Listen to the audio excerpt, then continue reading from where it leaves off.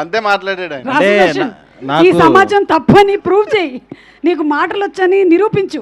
నాకు సుమా గారు అంటే చాలా ఇష్టం.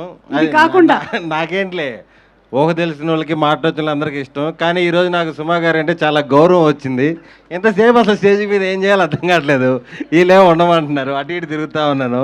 ఈరోజు చాలా గౌరవం వచ్చింది నాకు మీరంటే. అర్థం చేసుకున్నావా? ఇదిగో మనకి మన శేఖర్ గారు వాళ్ళకి ఏమి ఇవ్వలేదు ఇందాక. శేఖర్ గారు ఎక్కడున్నా స్టేజ్ మీదకి రావాలి. వంశీ శేఖర్ గారు ఇద్దరు తెర వెనకే కాదు తెర ముందు కూడా మీరు ఉండాలి. మీరేంటో బయట ఉంటున్నారు. Car number 342. కార్లు ఇంకా తీయలేదా మీరు? ఒక పని చేయండి, వాళ్ళే తిప్పుకొని వెళ్ళిపోమనండి. ఎంతమంది పెట్టారంటే కాన్ఫిడెంట్గా అదే పార్కింగ్ అయి ఉంటుంది. సరే మాట్లాడి. ఇక్కడికి వచ్చిన సినిమా లవర్స్ అందరికీ, ఫ్యామిలీ మెంబర్స్ అందరికీ thank you for coming. Godavari గట్టు పైన ఫైనల్గా 8th రిలీజ్ అవుతుంది. రేపు ఈవినింగ్ ప్రీమియర్స్ పడుతున్నాయి. ఇప్పుడు దాకా సినిమా గురించి మేము రకరకాల ప్రమోషన్స్ అవి ఇవి చేసాము. మెయిన్ సినిమా ఎలా ఉందో చెప్పడానికంటే కూడా 8th రిలీజ్ అవుతుందని మీకు తెలియజేయడానికి చాలా ప్రయోగాలు చేసాం.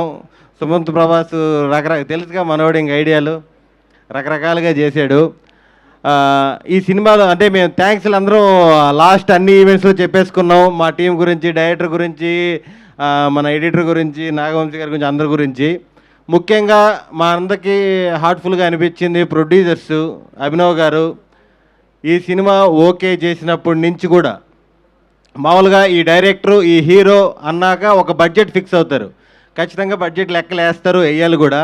కానీ నాకు తెలిసి అభినవ్ గారు అప్పటి నుంచి ఇప్పటి వరకు అసలుకి బడ్జెట్ సంగతే ఆలోచించలేదు. సినిమాకి ఎంత కావాలంటే అంత ఖర్చు పెట్టారు. డైరెక్టర్ పేపర్ మీద ఏ ఆర్టిస్ట్ కావాలంటే ఆర్టిస్ట్ సెట్లో ఉన్నారు.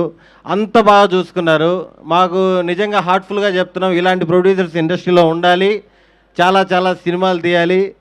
ఈ సినిమా మంచి హిట్, రెడ్ పపెట్కి చాలా మంచి పేరు రావాలి, ఇండస్ట్రీలో నిలబడిపోవాలని మనస్ఫూర్తిగా కోరుకుంటున్నాము. అలాగే మా గోదావరి గట్టుపైన సినిమా మీకు చూసిన తర్వాత కొన్ని రోజులు, కొన్ని వారాలు అలా మీతో ఉండిపోతుంది. పైరసీ ప్రింట్ కాదు, దీంట్లో ఉన్న ఎమోషన్స్, కామెడీ అన్నీ కూడా మీతోనే ఉంటుందని మనస్ఫూర్తిగా కోరుకుంటున్నాను. Thank you. కొట్టేసావు అసలు స్పీచ్.